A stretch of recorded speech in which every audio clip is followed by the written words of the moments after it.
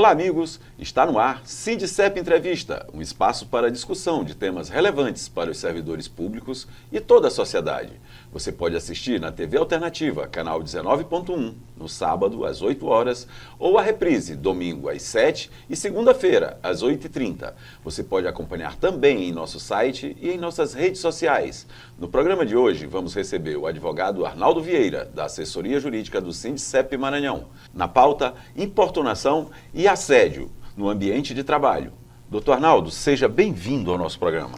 Muito obrigado pelo convite, Ricardo. É um prazer estar aqui de novo para discutir esses temas que são tão caros aos servidores públicos e à sociedade.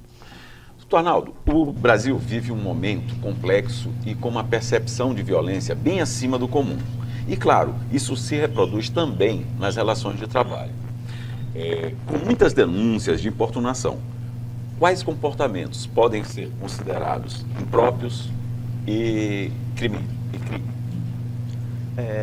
Todo comportamento que ultrapasse a esfera pessoal, que acabe entrando numa esfera de violação da intimidade ou do corpo da pessoa, já pode ser considerado como importunação, né? Então, no ambiente de trabalho, por exemplo, qualquer contato indesejado, qualquer tipo de comentário que ultrapasse a esfera do profissional, numa relação que não é uma relação horizontal entre as pessoas e que não é uma relação dialógica entre as pessoas, pode ser considerado já como importunação. Claro que com graus de gravidade diferentes, a depender de como é realizado isso, mas de toda forma, o bom senso aí estabelece um limite, né? E que tipos de assédio a gente pode considerar realmente como crime?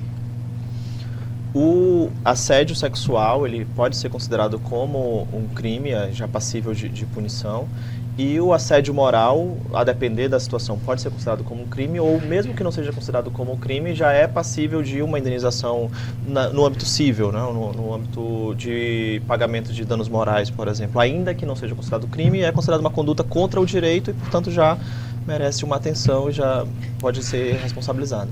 Agora, doutor, esse é sempre uma situação complicada de provar, né? Como é que o trabalhador ele deve fazer para conseguir realmente acusar e ter êxito na denúncia? Tá, é uma boa pergunta, Ricardo, porque assim, a gente tem o dano moral e a gente tem o assédio moral, que não necessariamente são a mesma coisa, né?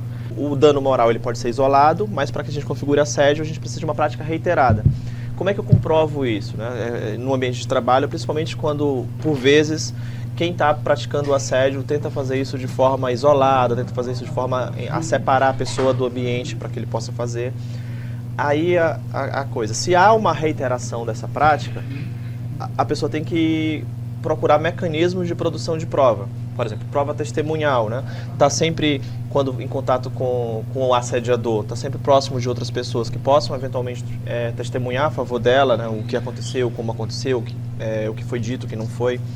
Se é uma questão no ambiente de trabalho, por vezes isso pode transparecer na documentação daquele ambiente de trabalho. Então, se a pessoa está recebendo uma série de demandas por parte da chefia, documentar isso, seja via e-mail, por exemplo, mandando um e-mail perguntando, é para isso aqui mesmo que eu tenho que fazer? Como é que eu posso fazer? Documentando isso para demonstrar que há uma prática reiterada. Ou então, em situações que a pessoa não consiga nem prova testemunhal ou não consiga documentar isso, a pessoa se munir de uma gravação daquilo que está acontecendo, né? Um celular que ela grave uma conversa entre ela e a outra pessoa, porque se eu gravo uma conversa de terceiros, isso é ilegal, mas se eu gravo uma conversa minha contigo, isso está dentro da esfera do que eu posso fazer. Então, se eu estou gravando, eventualmente, uma conversa de um assediador comigo, eu tenho uma prova ali que tem validade no âmbito judicial, caso seja necessário eu entrar com uma ação contra essa pessoa ou contra o empregador de maneira geral. Por exemplo, no caso dos servidores públicos, a União ou a autarquia.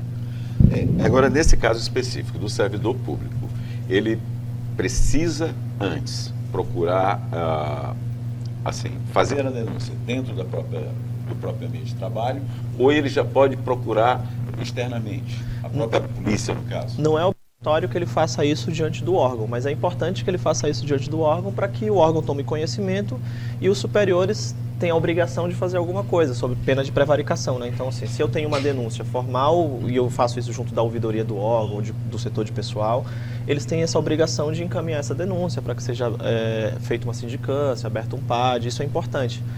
Não exclui que a pessoa procure o judiciário, se ela se sentir ameaçada, procure a delegacia, se for um caso de assédio, por exemplo, de importunação sexual. Mas também é importante que a pessoa procure, no caso aqui, o sindicato, para que o sindicato possa lá, analisando aquele caso concreto da pessoa, auxiliar ela da melhor forma, né? Porque às vezes aconteceu aquilo e a pessoa não tem prova suficiente. Então é importante ter um diálogo com o advogado do sindicato para que possa dizer para ela, olha, acho que o caminho aqui, você precisa produzir mais provas, ou ver quais são as opções de testemunha, ou, enfim, direcionar essa pessoa para a melhor forma, a depender do caso e do que aconteceu com relação a essa importunação ou esse assédio. Agora, doutor Arnaldo, é importante também que ele saiba que o mundo que a gente vive hoje, existe esse ambiente de disputa, esse ambiente de necessidade de retorno imediato. E, às vezes, o próprio empregado ele pode sentir que é uma coisa que está passando o limite sem ser. Ele precisa ter cuidado com isso também, né? Sim, aí por isso que é importante essa conversa com o advogado, essa conversa com o sindicato, para que a gente possa ali, dialogando, saber se aquilo está dentro do limite ou se ultrapassou o limite. Às vezes, e aí a questão do limite pessoal também é uma coisa difícil da gente estabelecer. Então, às vezes, aquilo não configura assédio, mas é uma situação que está causando um incômodo no servidor. Então, pode ser que seja importante que ele direcione isso, por exemplo, para a ouvidoria, etc., para que haja treinamentos específicos, para poder melhorar o ambiente de trabalho, o clima organizacional, sem que necessariamente isso implique numa questão de dano moral ou de judicialização. Então, tem caminhos aí, mas aí o importante é o diálogo com os advogados que estão lá para atender a gente, para poder realmente ver se é necessário ou não é necessário uma judicialização, uma provocação da ouvidoria, um pedido da chefia de treinamento específico, identificar, porque a questão do assédio, por exemplo, ele tem o assédio vertical, é quando a gente tem o chefe praticando o assédio, mas a gente também tem o assédio horizontal, né? Que entre colegas de trabalho pode haver assédio também. Então, ou importunação, ou enfim, todas essas questões. Então é importante que a gente tenha essa clareza e esse diálogo para que a gente possa dizer, olha, essa é uma situação que merece uma atuação judicial, essa é uma situação que merece um diálogo com a chefia, essa é uma situação que merece um processo de sindicância ou de um PAD para poder apurar o que foi de responsabilidade de quem está praticando o assédio. Então, são várias situações. Ou é uma coisa que precisa ir logo na delegacia, é uma questão de crime mesmo, que precisa ser apurado pelo judiciário penalmente, né? Então... Perfeito. Nós vamos fazer um pequeno intervalo e já voltamos.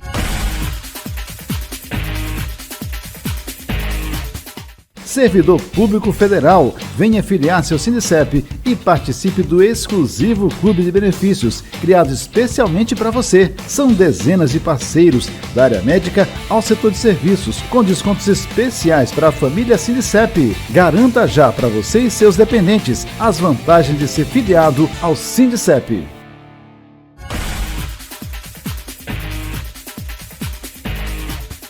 Estamos de volta com o Dr. Arnaldo Vieira.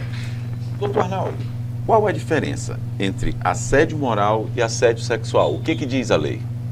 Bom, o assédio sexual, ele tem relação com utilizar de uma situação de poder para que você consiga alguma vantagem sexual daquela pessoa, né? Então, um toque indevido, uma situação de chefia que, por vezes, utiliza da sua posição para conseguir ou tentar alguma coisa com uma pessoa que está sob sua subordinação. E aí, dada a nossa situação de machismo estrutural, isso é uma prática que infelizmente ainda é comum e que a gente vê vários casos de denúncia, aí, inclusive denúncias de pessoas, grandes figuras aí, nacionais sendo responsabilizadas ou havendo esse debate com relação a isso. Então, enquanto o assédio sexual tem essa questão de querer uma vantagem sexual daquela pessoa, o assédio moral ele é mais amplo, no sentido de que várias práticas diferentes podem configurar assédio moral. Por exemplo, o isolamento da pessoa do ambiente de trabalho, né? dá tarefas para outras pessoas, mas não dá para aquela pessoa, isso de forma reiterada, como uma forma de menosprezar, de diminuir aquela pessoa. Ou dá muitas tarefas para aquela pessoa e não dá tarefas para os demais na mesma quantidade, isso também configura a prática do assédio, né, se for uma prática reiterada. Ou um tratamento diferente daquela pessoa com relação aos demais, diminuindo aquela pessoa verbalmente, ou humilhações frequentes. O assédio moral, na verdade, ele é uma prática, são várias práticas diferentes que podem configurar aquilo e às vezes elas andam inclusive juntas, né? Às vezes a pessoa que está sendo assediada, ela está sofrendo práticas reiteradas de diminuição, de distinção com relação aos demais. Ela é sempre colocada como uma pessoa que é ineficaz ou que precisa trabalhar mais ou que está demonstrando uma média de produção menor do que os outros. Então há sempre uma situação em que há uma tentativa de diminuição dessa pessoa, seja por demanda ou seja verbalmente, né? Agora, doutor, no setor privado, até existe mais essa dependência, né? Porque você tem um emprego, mas não tem a estabilidade. No setor público, mesmo com essa estabilidade, ainda há essa incidência grande de assédio? Sim. Há incidência de assédio, tanto no setor público, quando a gente fala, por exemplo, de militares, isso acontece, no setor público civil também acontece, e no ambiente privado acontece, e a gente ainda tem mais um agravante aqui quando a gente fala de servidor público, por exemplo, é que a gente tem a figura dos empregados públicos, né? Que é um regime que não é o regime estatutário e não é o regime propriamente seletista. Então a situação deles acaba numa situação que é mista e que acaba, por vezes, meio que num limbo, né? Então a gente tem situações em que os servidores que são empregados públicos não têm um vínculo estável como tem um servidor público estrito sensu, e acabam sendo vítimas de assédio. Mas no servidor público estrito sensu, isso também acontece, infelizmente, porque as pessoas, por vezes, não sabem quais são os canais de denúncia, têm receio de que, denunciando, eles vão ser retaliados de outras formas, de que, eventualmente, a chefia da chefia também concorda com esse tipo de prática, porque, às vezes, há uma situação de hierarquia, né? E que aí você vai informar, vai passar adiante aquilo. Eu estou sofrendo assédio do meu chefe. Você vai comunicar para o chefe dele.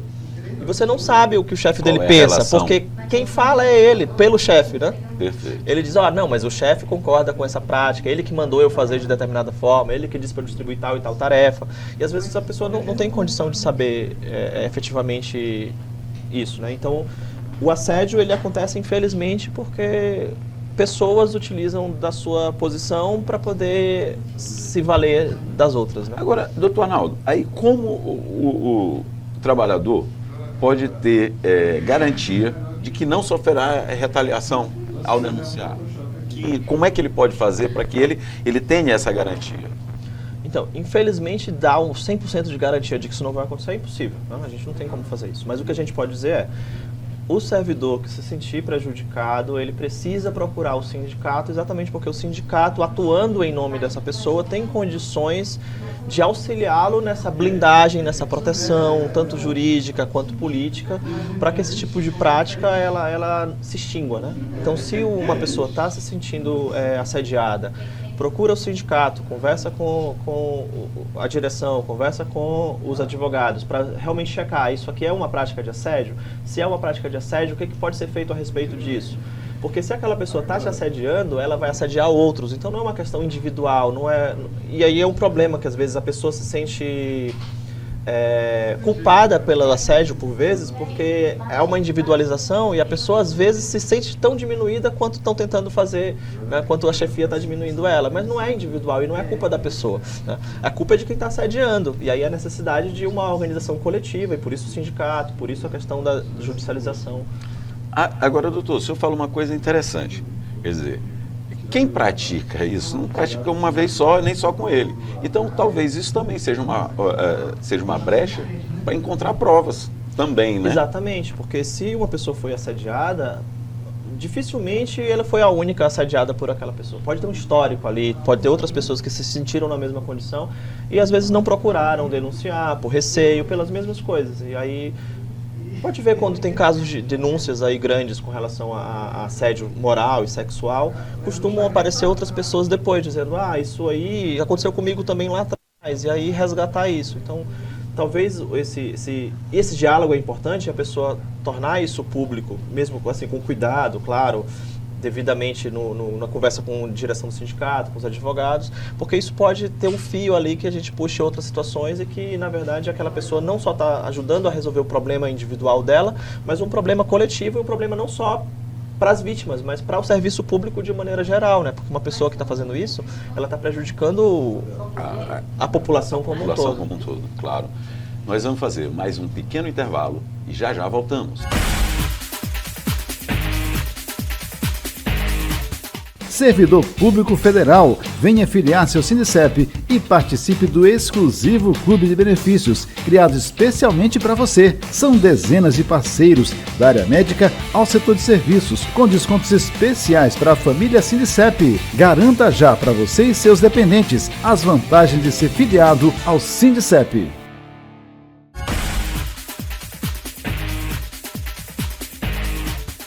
Estamos de volta com o Dr. Arnaldo Vieira, assessor jurídico do Sindicep. Dr. Arnaldo, no serviço público tem aumentado o número de denúncias de assédio, mas as vítimas ainda se queixam muito da demora do processo. Quanto tempo leva em média? Então, aí se a gente fala de processo administrativo, a gente tem um tempo menor, porque o processo administrativo está disciplinado em lei, e aí ele tem uma certa regularidade ali, de no máximo 6 meses, 1 ano, para que seja apurado e resolvido. E havendo necessidade de, inclusive, previsão de suspensão daquela pessoa que é o assediador, né?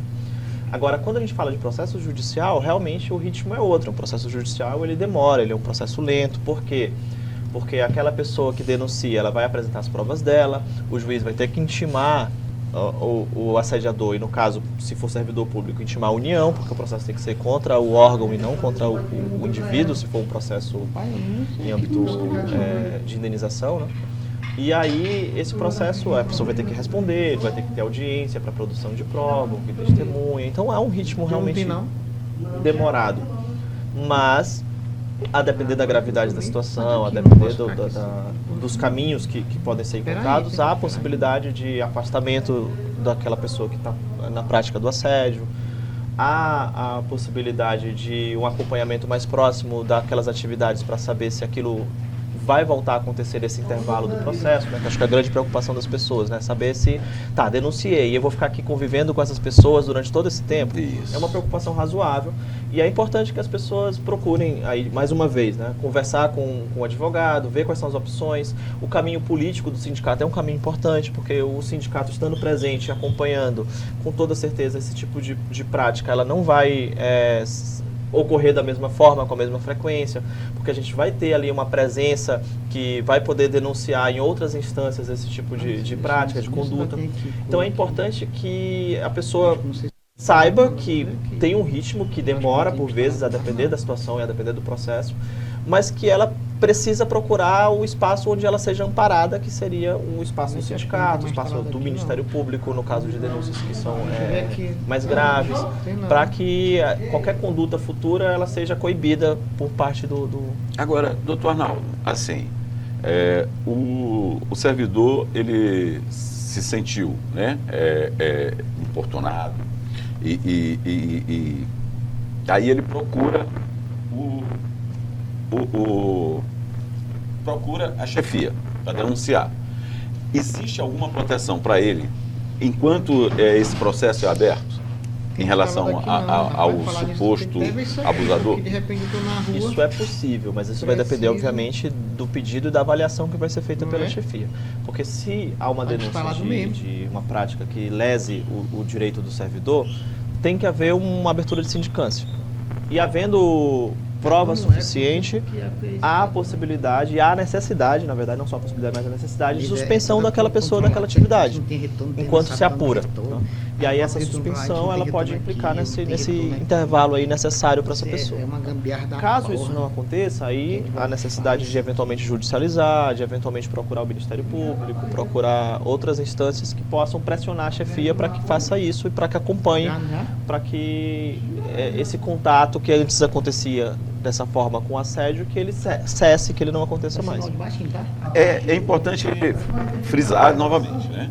O caminho. Primeiro caminho. Analisar o que está sendo feito, procurar informação junto ao próprio sindicato, né? E para pegar essa, como é que se diria, Subsídio. esse subsídio.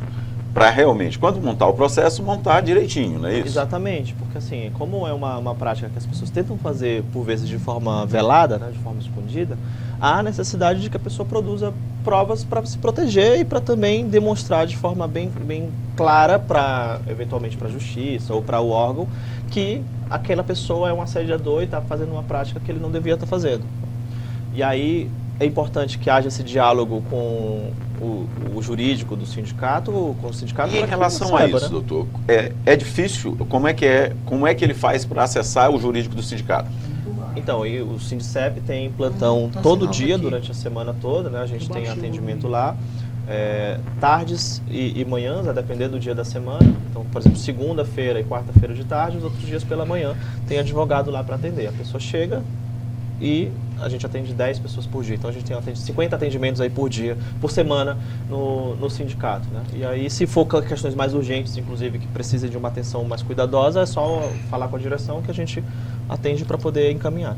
E, doutor Arnaldo, ele também vai dispor, né, do sigilo, até que isso seja realmente impetrado, seja tomada alguma medida, ele pode se garantir do sigilo? Com certeza, porque embora a gente atenda através do sindicato, a relação que a gente vai estabelecer é uma relação direta com aquela pessoa, e aí isso inclui o sigilo profissional da gente com aquela pessoa. Nem a direção do sindicato, nem ninguém do sindicato vai saber, inclusive, se a pessoa não quiser que eles saibam, porque a nossa relação é estabelecida com aquele cliente, aquela pessoa que a gente está atendendo. Então, o sigilo e a segurança de tudo que for colocado lá é na nossa relação profissional e direta com aquela pessoa. Então, isso quer dizer o quê? O servidor que se sentir abusado, né, tiver algum assédio, se sentir assediado, ele pode ter a garantia que ele vai procurar o sindicato, vai ser ouvido, vai ser instruído, e isso dentro do sigilo, sem que ele seja importunado por ninguém. Com toda certeza, com toda certeza. Obrigado. Infelizmente, nosso programa está chegando ao fim. Queríamos agradecer a sua presença e, mais uma vez, diga como é que o servidor precisa proceder para não aceitar esse tipo de crime.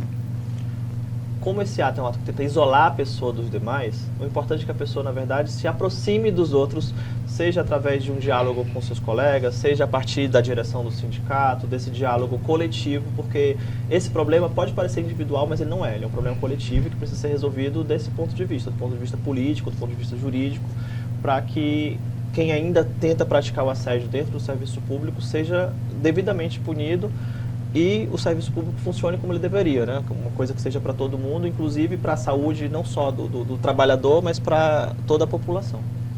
Muito obrigado, doutor Arnaldo. Mais uma vez, queremos agradecer também a companhia de quem nos assiste. Esperamos todos para a próxima edição do Sindicep Entrevista. Até lá!